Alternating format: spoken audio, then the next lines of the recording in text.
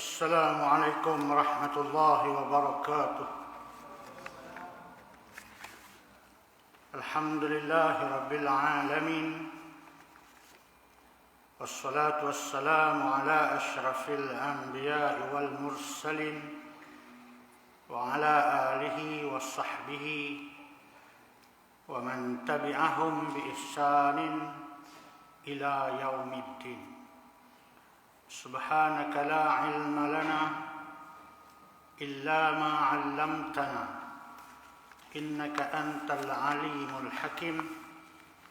رب اشرح لي صدري ويسر لي أمري واحلل عقدة من لساني يفقه قولي. أما بعد. Ashabul Fadilah, Tuan Imam dan para pegawai masjid, pengurusi dan ahli jawatan kuasa masjid, para asatizah, tuan-tuan sidang jemaah, para hadirin muslimin yang dirahmati Allah SWT sekalian. Alhamdulillah, kita merafak syukur kepada Allah SWT kerana masih lagi diberikan kesihatan, pinjaman usia untuk kita terus menjadi orang-orang yang dapat melaksanakan segala titah perintah Allah SWT kepada kita. Hampir 5 bulan kita tidak bersua, tuan-tuan. Kuliah tidak dapat diadakan kerana pandemik yang sedang melanda kita sekarang. Namun demikian, kita tetap terus menjadi orang-orang yang sentiasa mendekatkan diri kepada Allah. Walaupun tak boleh datang ke masjid, kita jadi orang yang tetap melaksanakan kewajipan terhadap Allah, iaitu di rumah. Jadi tak adalah sepanjang PKP ni oleh kerana masjid tak boleh datang, yang kita sekali tak semayang. Tak jadilah. Ramai juga gitu. Masjid tak buka, kau pakai tidur je lah. Ini masalah dia, tuan-tuan. Musibah adalah merupakan suatu perkara yang menjadi hak Allah, milik mutlak Allah. Dan pada musibah itu sudah barang tentu ada sisi positif dia. Yang negatif itu saya cerita lah, kan. Mesti ada sisi positif.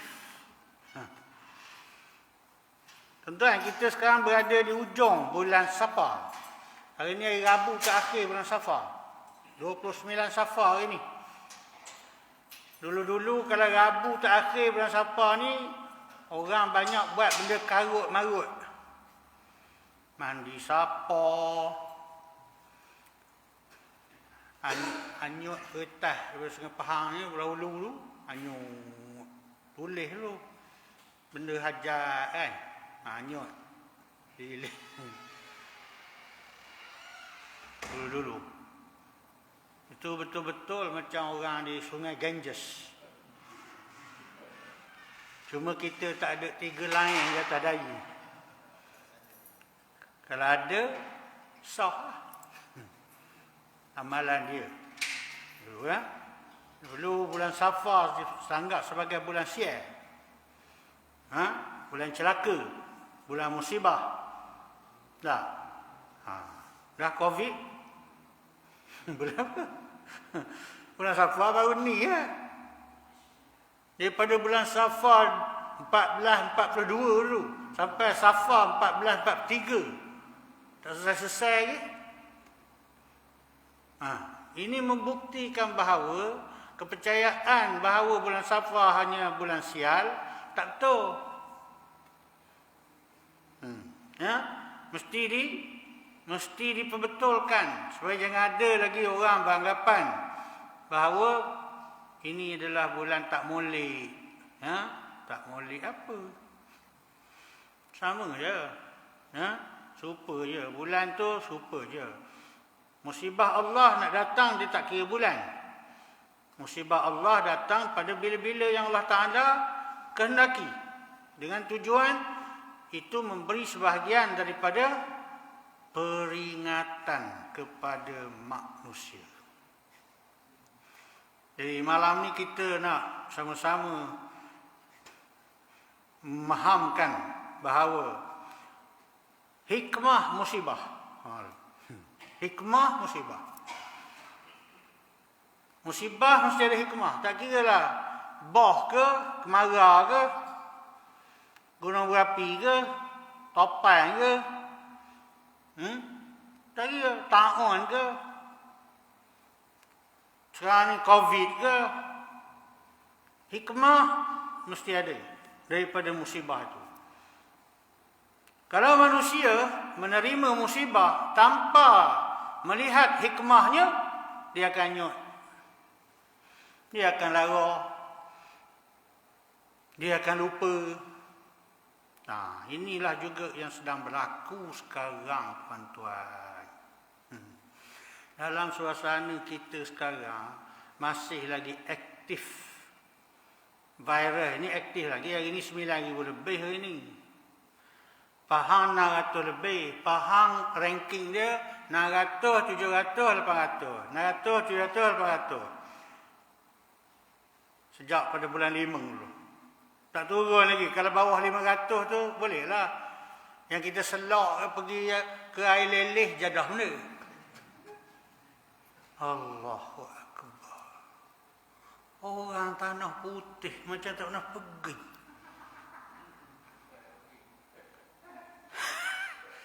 Kalau buka meja jual air bandang, boleh bawa kira. Tak macam orang daripada Selangor ke, macam pada Jengka juga. Berkeloh. Siap bawa kemah. Allah, ya betul. Orang ke Padang, sibuk pergi pada sepat sebelah rumah saya. Ya Allah, ya Rasulullah. Dia ke bawah nak melepas kawat dia. Lepas kawat. Mana sajalah terkepung. 5 bulan duduk dalam rumah. Jadi nak duduk di pantai tu, nak menjerit. Benda itu. Bukan. Tak ada. Dia mesti mendatangkan kepada kita suatu pengajaran sebenarnya daripada musibah ini. Bukannya menjadi satu benda bergalak. Bila kata boleh gelembung pelancongan lah, terus pergi Langkawi lah. Merebak pula sana, dah tutup hotel. Benda ini masih ada ni. Dia bukan lenyap lagi. Tutup hotel, 50 orang positif. Pekerja hotel. Jadi, kita tak boleh bergalak beria lagi sepatutnya. Tapi, gitulah maknanya. Oi, tak mudah lah. Buat unggu api pula lah tepi pantai. Bakar sate, bakar ayam. Belum. Tepi pantai, hujung minggu, ya Allah, penuh. Masjid tepi pantai, gitu meng juga. Orang kelak, kalau pergi belaka, melempar. Tak pergi. Sana. Tuan-tuan, rahmati Allah. Saya ambil satu topik dalam satu buku ni. Dia kata, hikmah musibah. Kita baca siap. Hidup ini pasti akan dipenuhi dengan ranjau ujian. Pasti. Ranjau ujian itu berbagai-bagai. yang apa namanya lazimnya ialah kesusahan, kepayahan, musibah, sakit dan sebagainya. Sebagai seorang mukmin, kita tidak berhak untuk mempersoalkan kenapa Allah menguji kita. Kita boleh tanya, ngapalah aku positif dan ramai-ramai? Aku semayang sokmu. Aku pergi masjid sokmu. Aku pula dipilihnya. Tak ada hak itu. Ya? Tak ada hak. Itu hak Allah. Firman Allah Ta'ala, La yus'alu amma yaf'alu wahum yus'alun. Surah Al-Anbiya ayat 23. Dialah Allah. Tidak boleh ditanya tentang apa yang dia lakukan. Sedang kitalah yang akan ditanya kelak. Jadi kita tak boleh query Allah. Kita tak boleh audit Allah. Sebab kita makhluk kan. Dia khalik.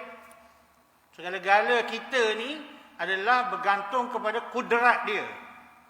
Kudrat Allah kan. Kehendak Allah. Sebaliknya yang akan ditanya ialah kita. Lalu, insaflah kita bagaimana sepatutnya dengan musibah ini kita mesti melakukan perkara-perkara yang membuktikan kita orang taat pada Allah. Kalau kita orang taat pada Allah pun Allah Ta'ala uji, ini pula orang-orang yang engkar. Sejarah-sejarah zaman dulu kan tengok macam mana sejarah Fir'aun, macam mana sejarah Namrud, macam mana sejarah Abu Lahab, Abu Jahal. Semua itu berakhir dengan kebinasaan. Situ duduk ni kan. Jadi kalau kita pun samalah. Ya? Dalam menghadapi ujian, manusia boleh dibahagi kepada 3 kelompok. 3 golongan orang yang menerima ujian.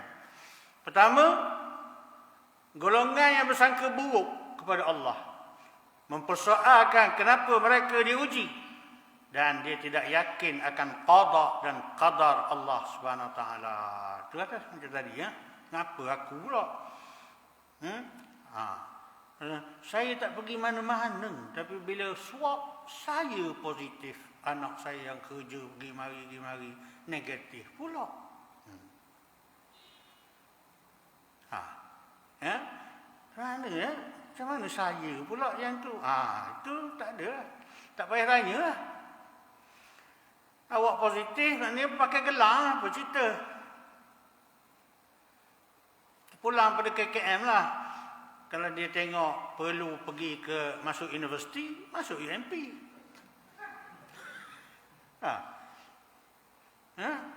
Belajar situ 14 hari. Masuk kampus, bukan senang. Nak jadi alam mahasiswa. Masya Allah. Kita tak boleh nak query. Kenapa aku? Kenapa aku? Siapa kita? Siapa kita? Kan? Yang kedua, kelompok yang bersangka baik dan bersabar terhadap ujian Allah. Dia bersabar, dia terima, dia sangka baik. Kan? Tidak akan Allah Ta'ala mendatangkan sesuatu ujian itu, melainkan mesti ada sisi positifnya. Mestinya. Ya, mesti. Kita sakit ke, kita susah ke, dan sebagainya kan. Dia terimalah. Ya. Ramai orang susah sepanjang 5 bulan. Tahun lepas dah ramai lah. Tahun lepas daripada bulan 3 kan, sampai bulan 7. Ni daripada bulan 5 sampai bulan 9. Sampai bulan 10 lah kita kata, 5 bulan lah ya. Ramai orang susah. Susah tahun lepas pun tak selesai lagi. Tambah pula susah tahun ini. Kerja belum pulih. Pendapatan belum pulih lagi. Mari pula tak boleh kerja semula. Maka mereka bersabar, mereka sangka baik. Itu adalah di antara orang yang menerima segala ketentuan Allah. Tapi bersabar tu bukan lock gitu ya. sabar je lah kita, gitulah kan. Tak adil lah. Sabar mesti dengan ikhtiar. Ikut SOP. Pergi ke mana-mana, jangan lupa topeng. Jangan lupa 1 meter. Jangan lupa cek suhu. SOP dia kan, tu sabarlah. Kalau itu maknanya sekarang ni mesti 2 dos. Kan? 2 dos tu bukanlah maknanya kita khabar kebal. Lambak orang 2 dos positif. Okey, sebab itu kita tak boleh merasakan aku dah 2 dos, pergilah ke langit hijau, tak ada apa. Stres lah. 2 dos itu bukan jaminan. Bukan jaminan. Menteri Kesihatan khabar nak tambah 1 dos lagi kan? Romponglah awak punya bau tu semua. Kita ni hanya tikus makmal sekarang ni. Mana ada problem solving sini? Tak ada lagi kan? Seluruh dunia tak ada. Tak ada. Pfizer ke Sinovac ke benda ke, itu bukan muktamad. Itu bukan muktamad. Jadi ikhtiar kena ada. Tak bolehlah tak ada ikhtiar pula. Itu salah. Bila kita telah diuji oleh Allah, maka kita kena berikhtiar. Bersabar dalam kita berikhtiar. Itulah yang dituntut oleh Allah SWT. Yang ketiga, kelompok yang bersyukur dengan ujian yang menimpa. Ini hebat bersyukur dengan ujian. Maknanya dia merasakan dengan ujian itu dia makin rapat dan dekat kepada Allah. Syukur. Ya, kita jangan tebanglah, tak payahlah. Nak syukur macam mana, tak boleh cari kerja, tak boleh cari makan, sebagainya, kedai makan pun nak ngetai berpayah. Semua main bungkus je. Polistrin tu bertimbun di rumah. Beli bungkus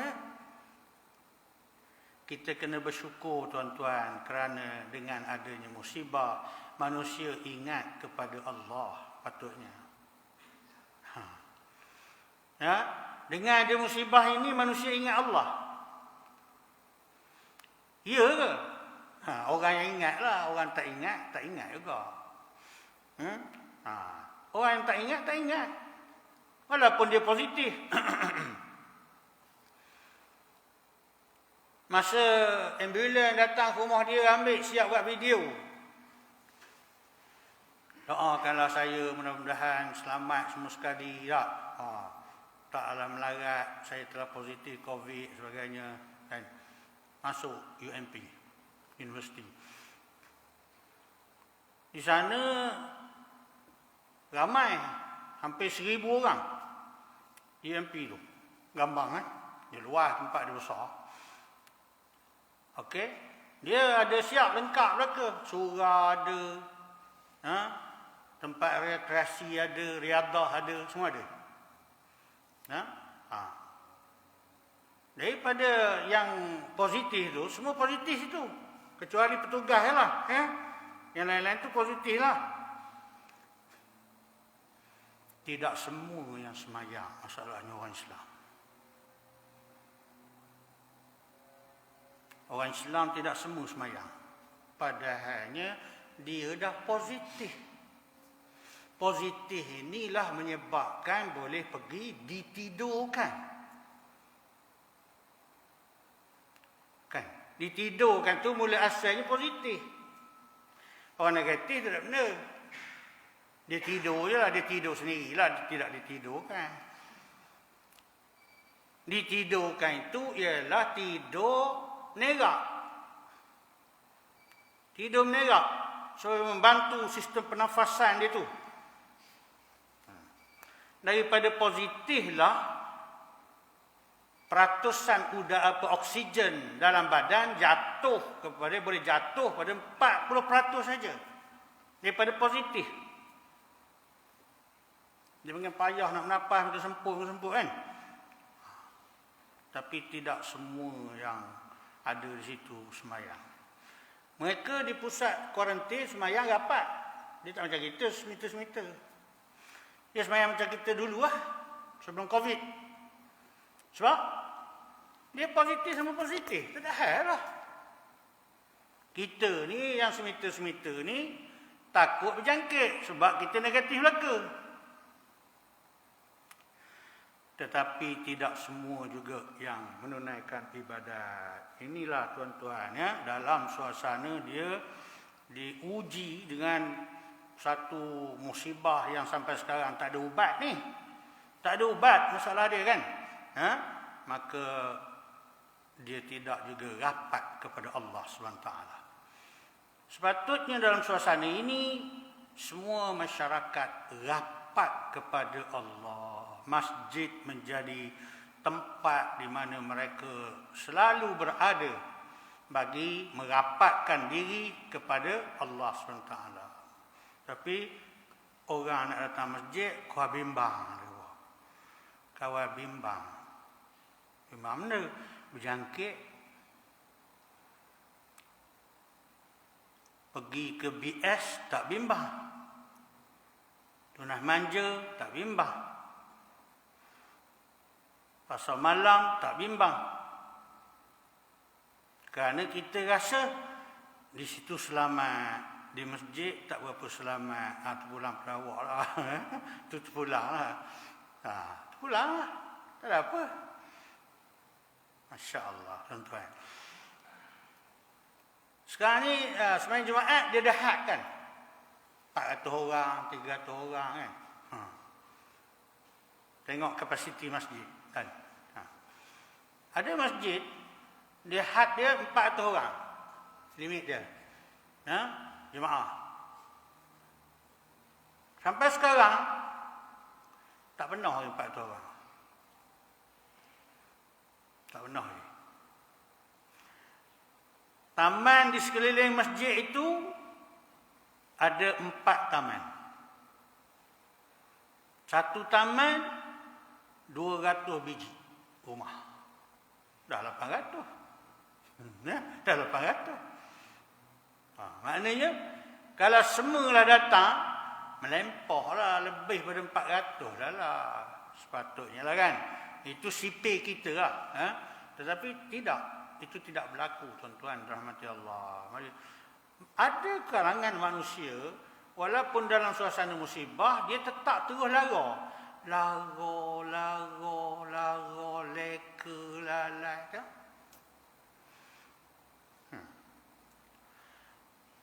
Orang minum arak semacam je dalam suasana musibah. Orang berjudi, lagilah pula, baru buka. 5 bulan kau menahan, dia kata, bapak banyak nombor naik. Nak beli tak boleh. Alhamdulillah lah, dia kata, baru buka juga. Alhamdulillah. Tengok tambah pula special draw. 22 kali pula. Tu dia. 22 kali tengah-tengah COVID. Tengah-tengah musibah Allah datang. Dari 8 dulu orang dah kurang kan. Jadi 8. Mari dia tambah 22 kali. Tambah ni tuan-tuan. Bukannya untuk semua judi. Untuk satu syarikat boleh buat 22 kali special draw. Di Semenanjung ni tuan-tuan. Ada 3 syarikat judi yang besar. Magnum. Sport Toto. Damacai. Jadi semua sekali akan ada special draw 66 kali setahun. COVID 9,000, 10,000, hari semalam 8,000. Tu pun kita alhamdulillah lah kau turun, hari naik pula. Naik pula. Dah. Dia kalah curve pasaran saham. kalah. Jadi kenapa kita masih berani dalam suasana Allah menurunkan musibah, kita masih berani melawan segala perintah yang ditentukan oleh Allah? Judi ni innamal khamru wal maisir. Sungguhnya arak judi. Wal ansar azlam min amali syaitan, daripada kerja syaitan kan. Bapa kita pergi tambah, bapa kita tak stop terus. Macam mana? Tuan-tuan rahmati Allah, ini satu benda yang Allah Ta'ala nak uji kita. Nak tengok betul dah kita ni yakin dia. Betul dah. Pada lidah kita, ya yakin. Pada perbuatan awak? Pada perbuatan awak. Ada tuan-tuan. Perzinaan berlaku. Sampai Bukit Aman mengeluarkan statement kerisauan mereka, pihak polis, terhadap gejala remaja perempuan yang ketagih seks masa PKP ni.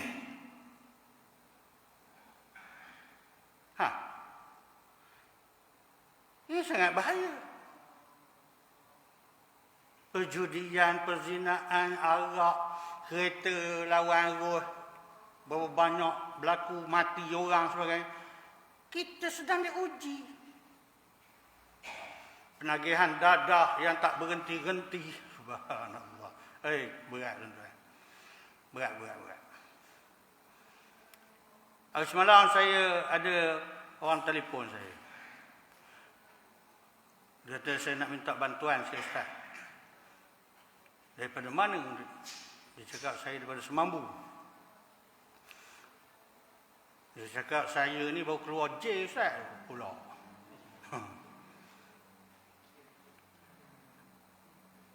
Saya cakap, awak masuk penjara mana? Penang. Berapa bulan? 6 bulan. Keluar-keluar, bini dia tinggal dengan mak mentua. Masih di dalam. Keluar-keluar je, balik rumah mak mentua dia tak nak dia, halar dia. Jadi saya kena bawa isteri anak saya. Anak 2 orang, 4 tahun seorang, setahun seorang. Saya menumpang rumah kawan saya, dia beri bilik satu. Makan pun tak ada langsung sebagainya.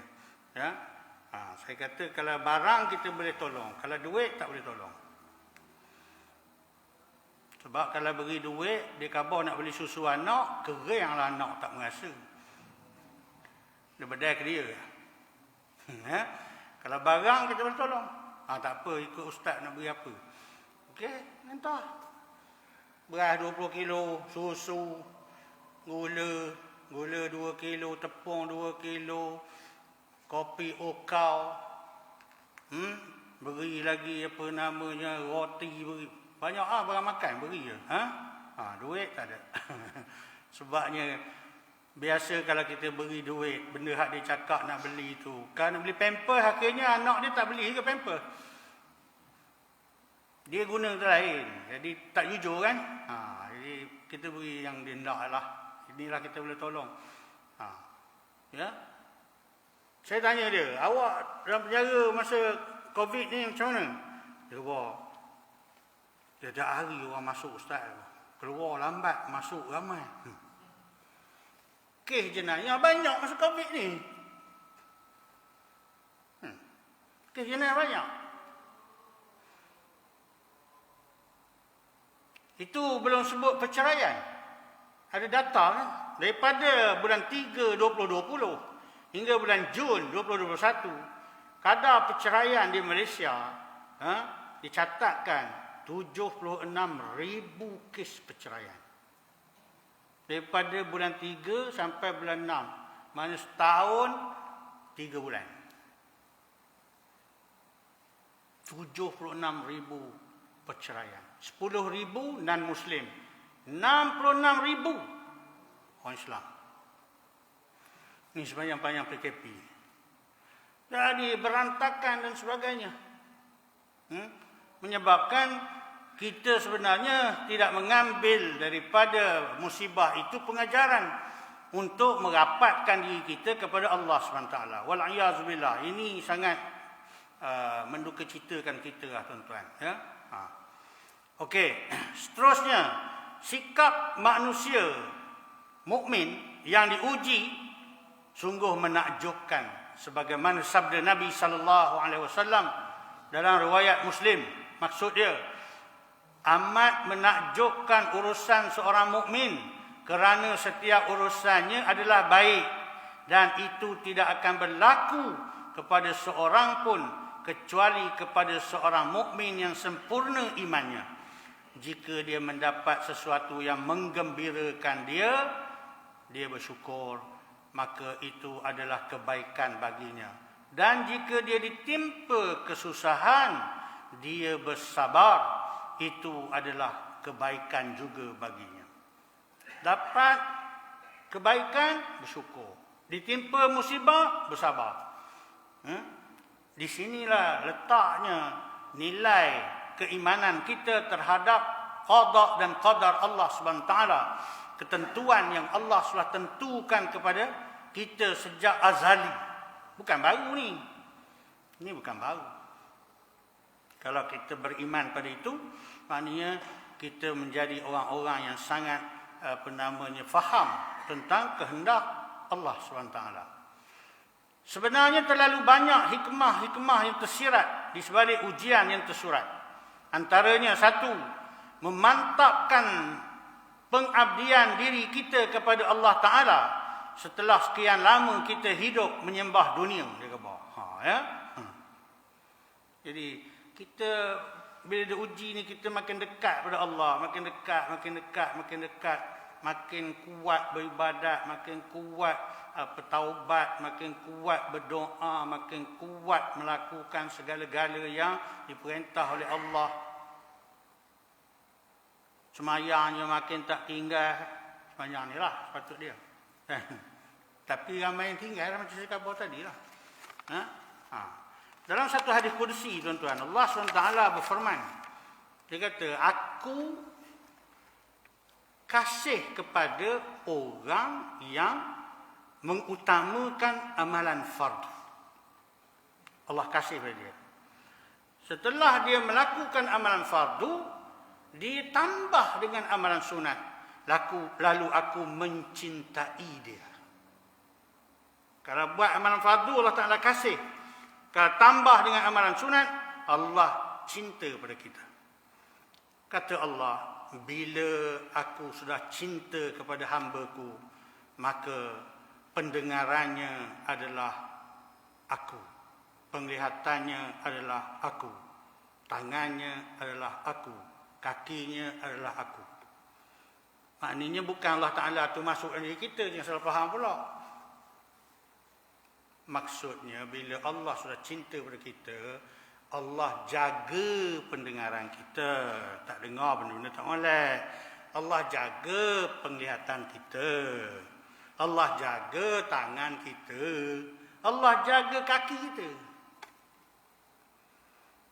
Macam mana syarat dia? Buat yang fardu dulu, baru tambah dengan yang sunat. Dan inilah dia maratib ataupun tuntutan untuk kita mengikut kehendak amalan yang dituntut oleh agama. Yang fardu mesti jadi prioriti. Bukan yang sunat prioriti, yang fardu duduk secondary. Salah lah itu. Dalam suasana COVID ini, tuan-tuan, orang banyak buat yang sunat, yang fardu tak buat. Yang sunat orang buat, yang wajib tak buat. Amalan wajib kita yang hariannya satu je. Amalan wajib yang lain itu semua sifat tahunan. Puasa wajib tapi setahun sekali. Zakat wajib setahun sekali. Haji wajib setahun sekali. Sembahyang wajib tiap-tiap hari. Yang inilah yang nak kena dia buat. Yang ini nak kena rapat ni. Tetapi orang buat bab sembahyang ni, yang hari-hari wajib itu tak buat. Yang sunat itu dibuat. Sembahyang sunat Idul Fitri, buat.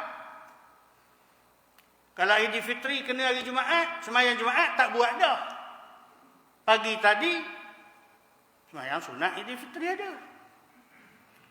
Kereta melempah sampai ke Sempang.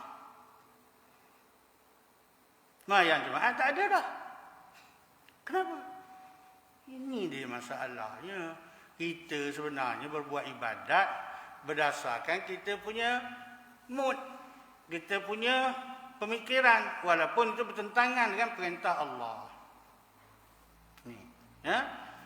Lepas tu kita, masyarakat kita tuan-tuan, ramai orang suka buat sembahyang hajat. Baguslah. Bagus. Sembahyang hajat tu bukannya tak baik, baiklah kan. Tapi sebelum kita buat sembahyang hajat, sembahyanglah fardu dulu. Usalli sunnatan hajati. Usalli fardal maghribi. Tak buat.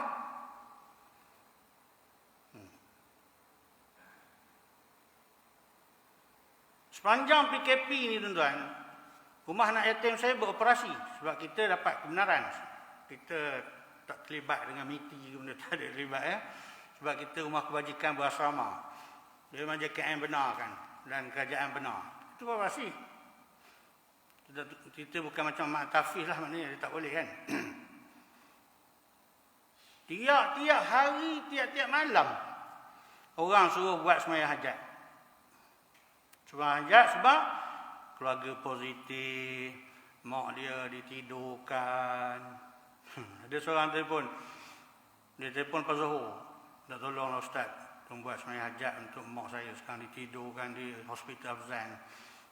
Saya tanya nak buat bila? Kalau boleh lepas-lepas asar ni boleh buat. Hancur tu lah. Macam mana? Macam mana? Itu pun bila cakap macam itu, kita terus tahu dah kaki ni tak tahulah kaki benda ni. Macam mana? Mana ada sembahyang sunat lepas asar? Kecuali sembahyang jenazah itu. Yang lain mana ada. Dia boleh suruh nak deras tak ke bawah lepas asar ke boleh. Betul lah ya. Inilah tuan-tuan. Hajat manusia yang sangat desperate. Dia terdesak. Itu nak sangat. Biar cepat sikit kan. Saya pun kata, kita biasa buat sembahyang hajat ni, kita akan kumpul. Saya banyak ni memang, tadi pun sebelum awak pun ada orang telefon dah. Kita akan kumpul, buat sekali lah. Buat sekali. Lepas tu lepas maghrib ataupun lepas isyak buat. Kita akan buat macam tu lah. Tak apalah Ustaz, insyaAllah lah gitu ya. Lepas tu kira macam mana? Gitu. Kau ingat ini Grab ke? Berat betul lah. Saya beritahu, awak sembahyang tak? Awak sembahyang hajat tak? Saya ni masalah saya ni nak buat, saya ni kat hospital, jadi tak tahu pula di mana tempat. Subhanallah. Dahlah awak dalam keadaan terdesak. Awak dah suruh orang lain buat, orang dah setuju nak buat. Awak sendiri yang paling authorized sekali dengan mak awak ni, awak anak. Awak sendiri. Kita melihat gelagat manusia ketika ditimpa musibah ni tuan-tuan. Subhanallah, ramainya orang yang tak reti satu benda bab agama ni. Jadi ini sisi dia, sisi positif yang kita boleh tengok dalam masyarakat kita. Ramainya orang yang tak reti. Tapi kalau tak reti, macam mana? Nak kekal gitu ke? Tak boleh. Kita kena jadi reti. Kita kena berubah. Kita kena jadi orang yang menambah baik segala kepahaman terhadap agama kita. Okey, yang kedua. Ini sisi baik dia. Ujian yang menimpa kita akan mengangkat kedudukan kita di sisi Allah SWT.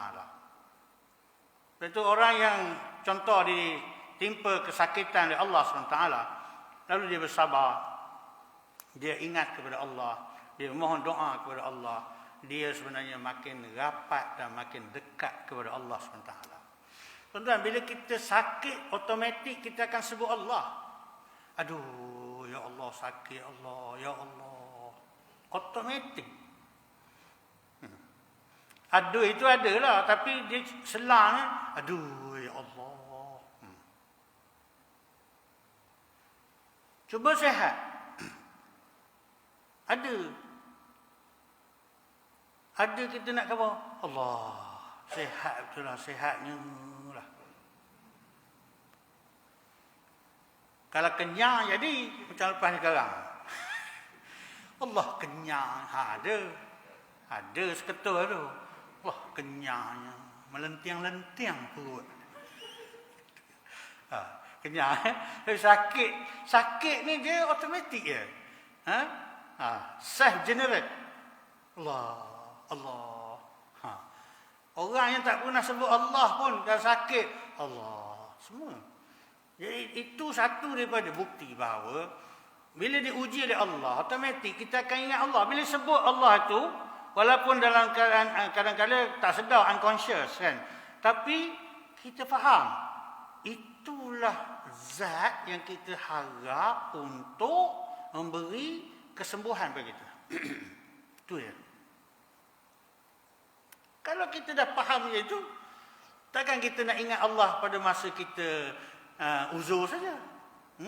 Pada masa kita sihat juga lagilah dituntut. Seterusnya ialah memberi peluang untuk kita bermuhasabah akan aib diri kita dan kesilapan kita. Bila kita ditimpa malapetaka dan sebagainya, ini peluang untuk kita membuat suatu penilaian semula kepada diri kita. Kita memang banyak dosa. Kita jangan katalah, saya rasa saya tak buat dosa. Tak ada. Nama kita ini adalah makhluk. Makhluk itu sesuatu yang memang tak boleh lari daripada dosa.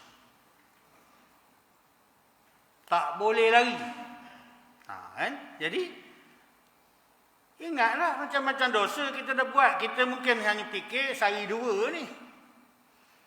Kita tak fikir hak zaman dulu. Hak zaman kita kokah pokok lah, pantang ada pokok orang, kita pun hak kita ambil apa nama buah orang dulu. Kita fikir tu. Itu tetap dosa. Lalu dia memberi peluang kepada kita supaya kita mendapat keampunan terhadap salah silap kita. Jadi antara pengampunan itu didatangkan kepada kita sakit. Memantapkan keimanan dan tawakal kerana ujian itu datang daripada Allah, bukan buatan manusia. Jadi kita akan ingat kepada Allah.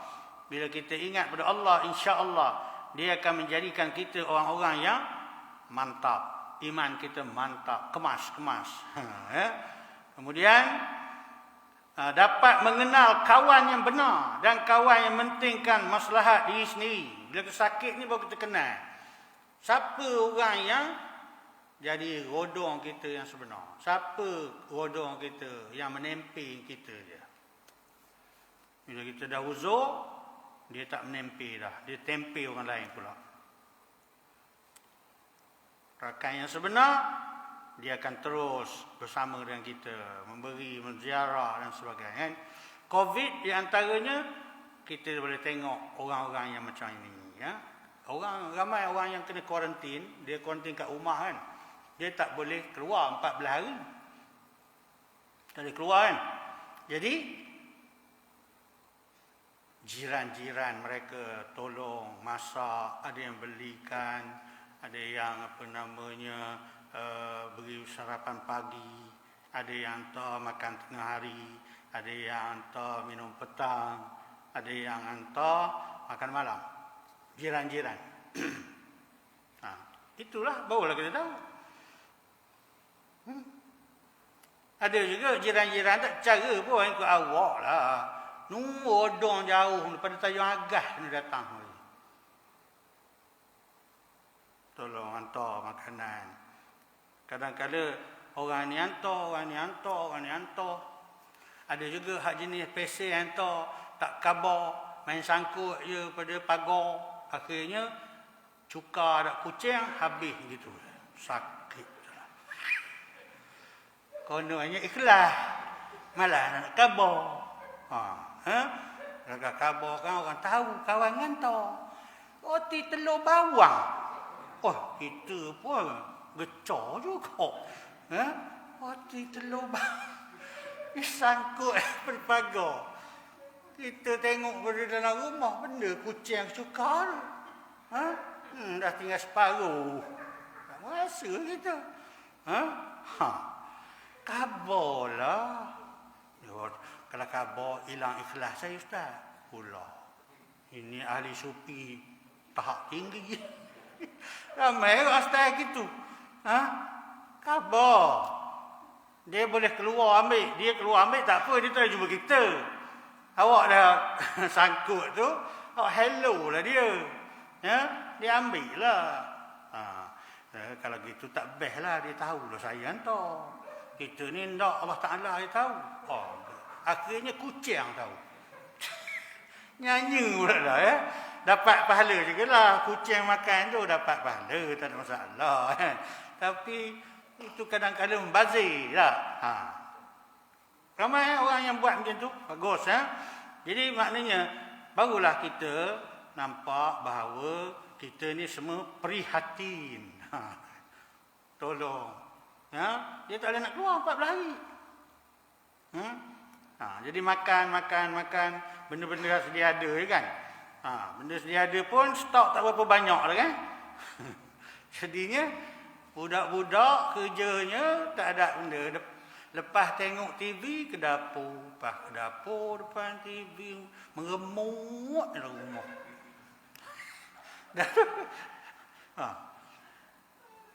Bakul makanan. Beras 5 kilo dapat. Anak 5 orang tengah jarah. Ada benda lah. Pagi nasi. Tengah hari nasi. Malam nasi. 5 kilo tak ada 3 hari. Budak tu kan jarah. Dia jahna 1. Hui, itu kalau makan mumu. Tak cukup.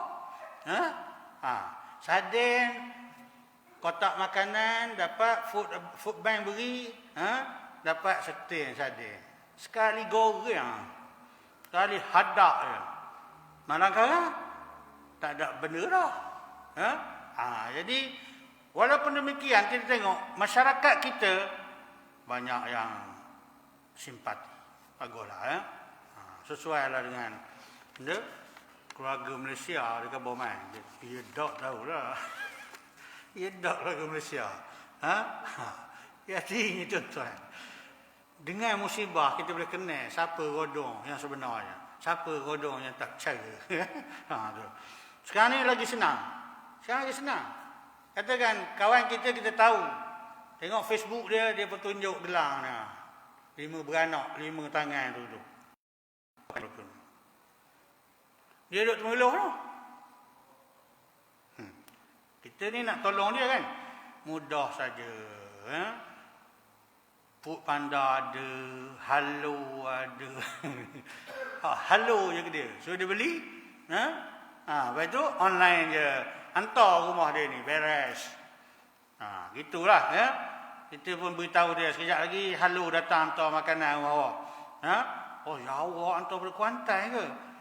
Taklah, Temerloh je. Halo Temerloh ada, dia hantar rumah awak lah. Tunggu je lah, insyaAllah. Boleh, tak masalah. Di mana-mana pun boleh. Kita boleh tolong orang. Jadi sisi dia adalah sisi nak tengok orang bila ditimpa musibah. Dia ingat orang lain tak? Ke dia tak ingat orang lain? Kalau dia tak ingat orang lain, maknanya peluang yang ada itu berlepas begitu lah, berlalu begitu sajalah. Berlalu begitu je lah, rugilah dia. Akhir sekali tuan-tuan rahmati Allah, musibah itu menzahirkan hakikat dunia ini penuh dengan tipu daya. Jadi Covid ke, taun ke, apa penyakit yang lain ke sebagainya, ya, dia menzahirkan pada kita bahawa dunia itu adalah penuh tipu daya. Manusia ramai yang tertipu dengan dunia kerana mereka merasakan inilah tempat yang sangat seronok bagi dia, ya, sangat sesuai bagi dia dan sebagainya, sehingga dia lupa untuk menyediakan bekal bagi bertemu dengan Allah SWT. Maka marilah para hadirin rahmati Allah, saya mengajak diri saya dan tuan-tuan semua dalam suasana Covid yang masih lagi belum reda ini, dan kita masih lagi berada dalam suasana yang banyak lagi kes-kes yang berlaku. Tak ada jalan lain dan cara lain, kita kena mendekatkan diri kepada Allah. Ya, mudah-mudahan itulah ikhtiar kita yang menjadi asbab Allah boleh menarik balik musibah ini. Bukan saja di tempat kita, tetapi di seluruh dunia. Jadi ini ujian. Allah nak tengok setakat mana bila diuji, mu makin lara ke, mu makin dekat aku.